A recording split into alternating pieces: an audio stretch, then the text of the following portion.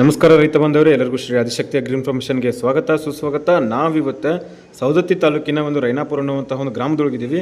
ಇಲ್ಲಿ ನೀವು ನೋಡಕತ್ತಿರಲ್ಲ ಈ ಕಬ್ಬಿನ ಪ್ಲಾಟ್ ಇದು ಹಿಂಗೆ ಯಾಕಾಗೈತಿ, ಇಲ್ಲಿ ಎಷ್ಟೇ ಯಾಕೆ ಹಿಂಗೆ ಒಣಗೈತಿ, ಆ ಕಡೆ ಎಲ್ಲ ಕಬ್ಬು ಯಾಕೆ ಚಲೋ ಐತಿ ಅಂತ ನೀವು ಅನಿಸ್ತಿರ್ಬೋದು.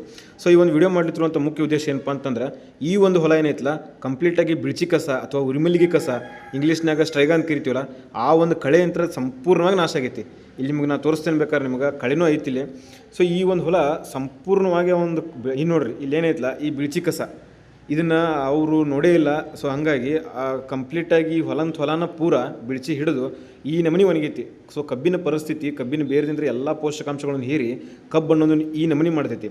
ಅದಕ್ಕಾಗಿ ರೈತರಲ್ಲಿ ಕೇಳ್ಕೊಳ್ಳೋದು ಏನಪ್ಪ ಅಂತಂದ್ರೆ, ಕಬ್ಬಿನೊಳಗೆ ಒಂದು ಡೊನ್ ಹುಳ ಮತ್ತೊಂದು ಬಿಳ್ಚಿ ಕಸ ಇದರ ಒಂದು ಹತೋಟಿ ಕ್ರಮ ಏನೈತಲ್ಲ ಸ್ಟಾರ್ಟಿಂಗಿಂದನೇ ಮಾಡ್ಕೊತ ಬರ್ಬೇಕು. ನಾವು ಒಂದು ಸ್ವಲ್ಪ ಏನಾರ ಬಿಟ್ಟು ನೆಗ್ಲೆಕ್ಟ್ ಮಾಡಿದ್ವು ಅಂತಂದ್ರೆ ಈಗ ಆಗೈತಲ್ರಿ ಇದು ಈ ನಮೂನಿ ಕಬ್ಬಿನ ಒಂದು ಪರಿಸ್ಥಿತಿ ಆಗ್ತೈತಿ.